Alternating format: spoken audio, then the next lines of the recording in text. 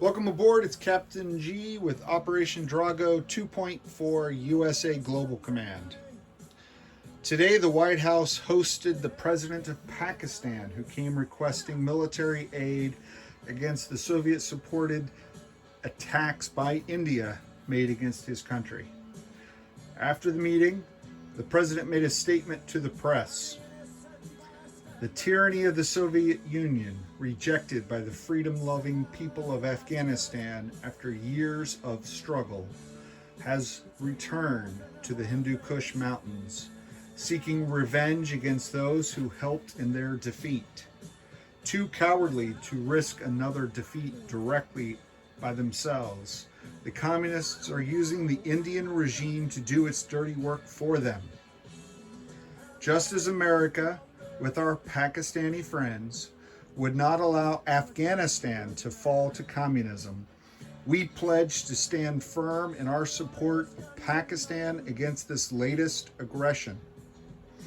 The Soviets likely thought we'd be too distracted by the communist forces at work in Central America and Africa to pay any attention to the other side of the world.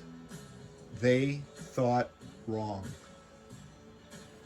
All right, jumping into escalation. Well, I'm going to leave you here because we do tech support first.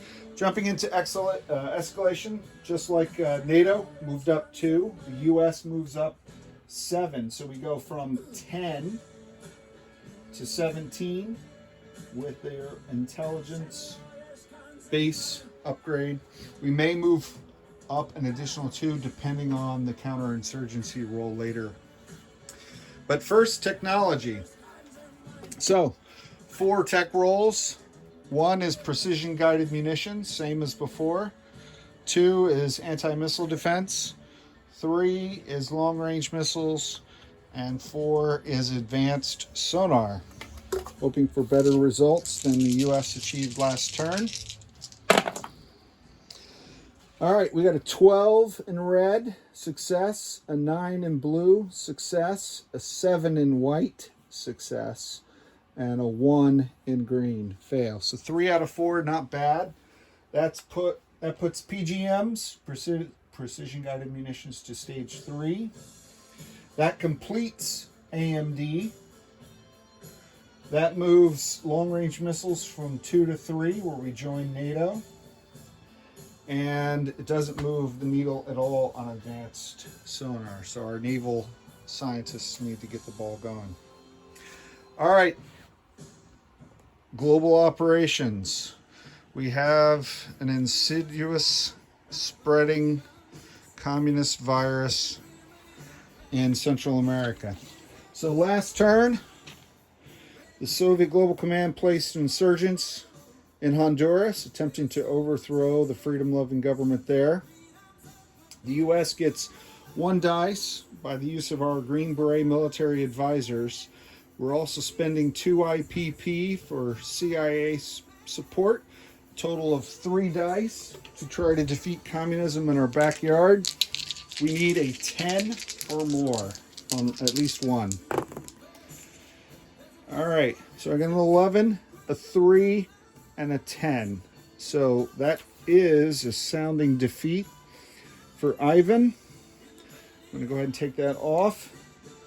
I'm going to put in, so the Honduras government automatically aligns to the U.S. If you can see this, there are no IPP value. So the inherent unit, similar to Guatemala, is a paramilitary. All right, so that completes global operations. Now let's move this combat die out of the way. And let's bring in purchases. All right, so we spent 2 IPP in support of freedom in Central America. Out of our starting 11 cash on hand, that leaves us with 9. We are going to build 1 guided missile frigate for 3, and we're spending 6 on an air superiority fighter. Oddly enough, I don't have F-15 sculpts for my U.S. aligned. I did for Japan because they started with one. So the yellow, it should be tips, but I don't have any tips for these guys. So the yellow on the flight stand represents an air superiority fighter.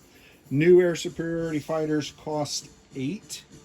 Similar to the Soviets, the U.S. gets to take advantage of military arms sales. So Pakistan is worth 2 IPP, and that reduces the cost from 8 to 6, because the Pakistani president has agreed to pay for some of the price. And then we'll roll a recruitment roll, 2 or less for Pakistan. Okay, those are the purchases. Let's move on to combat. We do have one combat. Part of the problem with the military aid was the decision to want to send to Pakistan. We can't, because of the blockade, send any ground units because of the port. So we have to send something we could fly in, hence the aircraft to counter the Indian aircraft. But if we wanted to send in ground forces, we're going to need to clear this. The U.S. can't do it yet. We're not at war. But the Pakistanis have pledged to try their best to liberate their blockade and remove this Victor 3, which would allow the U.S. to send in some armor units and artillery and mechs. So that was the promise made by the president in the conference. So let me take you back to the battle box. We get a 3 or less. The odds are against us, but we have freedom and liberty on our side. So the green dice is the diesel electric for Pakistan.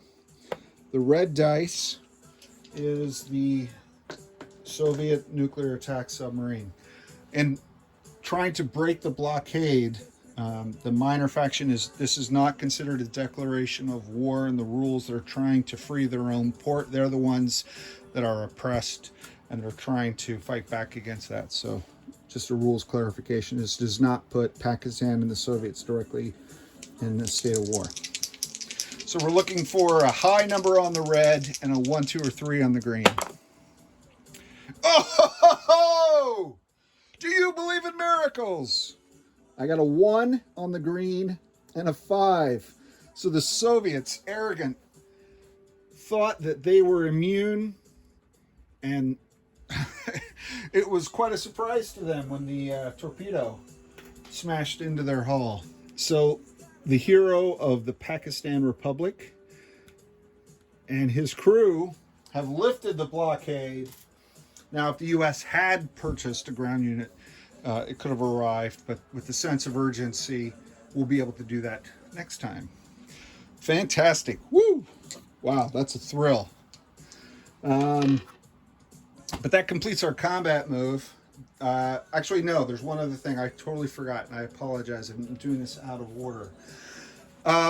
So let me go back. Let me stay on this, because before I do any U.S. non-combat, there's one other aspect to this conflict, and Flak 88 did touch on it. So both Pakistan and India are nuclear powers. The Pakistanis lost 1 unit. They lost their fighter. And India lost 2. They lost a fighter, a naval fighter, and they lost 3, I think. They lost their fighter, they lost a mech, and they lost an artillery. So they do have a decision dice to roll for battlefield nukes. So I apologize. I totally forgot about that. I made it in my notes and then skipped right over it. So the Pakistanis get 1 dice because we only lost 1 unit. They need an 11 or higher to get nuclear release. And if they do get nuclear release, then my understanding is they have to do a border attack. You can't get nuclear release and not do that. And if either side gets nuclear release and then uses battlefield nukes against the other, then for the balance of the game, any combat in this theater of operations, Pakistani, Soviet, US, Indian, has authorized the use of battlefield nukes in this war. So, 1 dice at 11 or higher. A 2, okay. And that again, the president had asked Pakistan to hold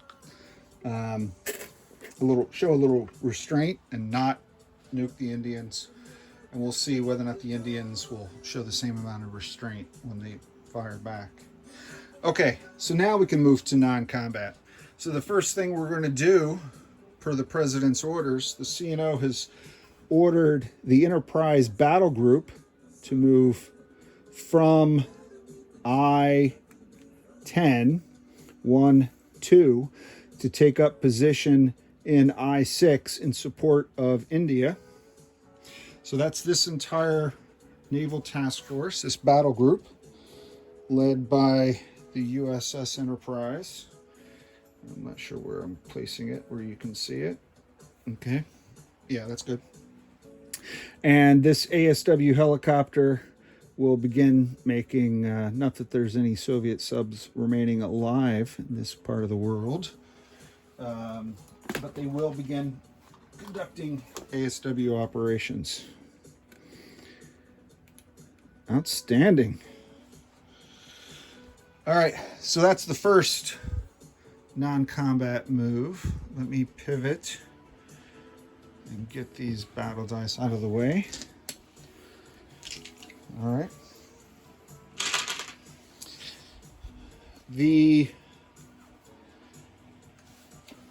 crisis in Angola with the Soviets bringing in elite paratroopers and MiG-29 support fighter aircraft demands a response from the Reagan administration, and it shall have one.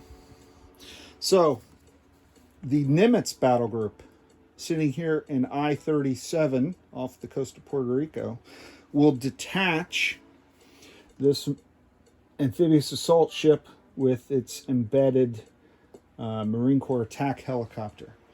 The balance of the task force, well, with one other thing, they will detach this naval attack bomber, which will fly to Southeast United States. And I forgot that let me go back. I got caught up in the excitement. With this naval attack bomber from the Enterprise will air redeploy, because it can't move twice. So I just want to clarify that now. It is not accompanying the carrier strike group. It is air redeploying, and then the carrier group is moving. Both naval attack bombers are moving to the Southeast United States, where there is a naval air station. So now the balance of the Nimitz carrier group will, there is a minor shipyard there, which gives a +1 to movement. So their base 3 now becomes a base 4. They're going to move 1 to I-41, to A-41, 2 to A-43, and you see the blowout box for Central America, and it says 1 movement point to move to either of these 2 sea zones, A-48 and A-49. So they're moving 1, 2, 3 for the movement point to the sea zone that's underneath this blowout box, and then 4 to A-49. So that puts them here, which is also, in relative terms, here. Okay? So that is the Nimitz battle group. And then final non-combat moves, back up here. Apologize. Get you up here so you can see the U.S. This naval fighter will move to the south from the Naval Air Station in the Northeast, flying down to the Norfolk Naval Air Station. And then these 3 next-gen MBTs, I'm sending 2, 1, 2, up to the northeast, and 1 to the southeast U.S. Okay? And then the SAM battery will move down to the Gulf states. All right. I believe that completes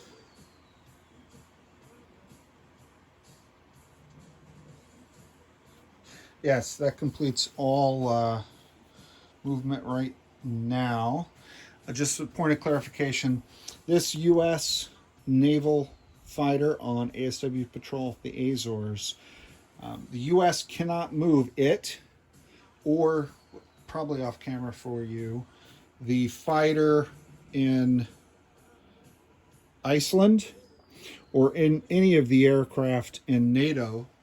We have A-10s in the Rhine, we have A-10s in Marmara in Turkey, because they're not at a U.S. territory or sea zone. They're basically operating from an allied, another power sea zone. So I can't move them until I get to the appropriate DEFCON level, and we are still at DEFCON 5. All right. Probably spending too much time covering stuff I don't need to cover. Let's go to end of turn phase, starting with place new units. So let's bring back the board. All right.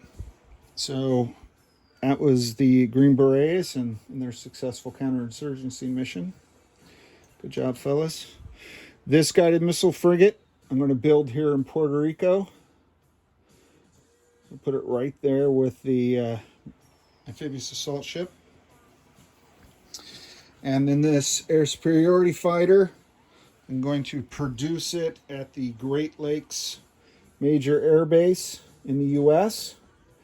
and then fly it, air redeploy it, if you will, deliver it to the Minor Air Base here, the Minor Air Base here in Pakistan. Up here in, what territory is that? North Pakistan, as opposed to South Pakistan. There you go. All right. Now we will roll for our die for recruitment. Pakistan has 2 land zones. We need a 2 or less. Got a 3, close, no cigar. I'd rather have the blockade removal than that anyway, so that's fine. Not greedy. Going to clear off those IPP, collect income.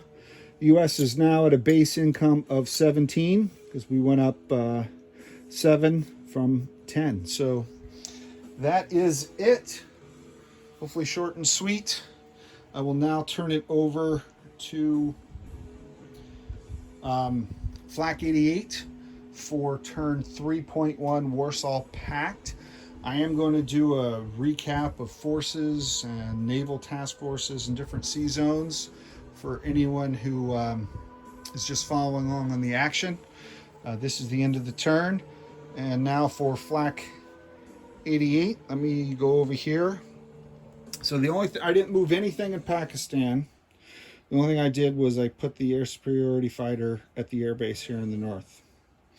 In the Sea Zone I-6, in addition to the heroic Pakistani diesel electric, the U.S. task force that moved down was the Enterprise Carrier Group. The Enterprise has a naval air superiority fighter Top Gun and a naval fighter. It has a guided missile cruiser, a destroyer, and 2 guided missile frigates, FFGs. 1 amphibious assault ship and 1 U.S. nuclear submarine.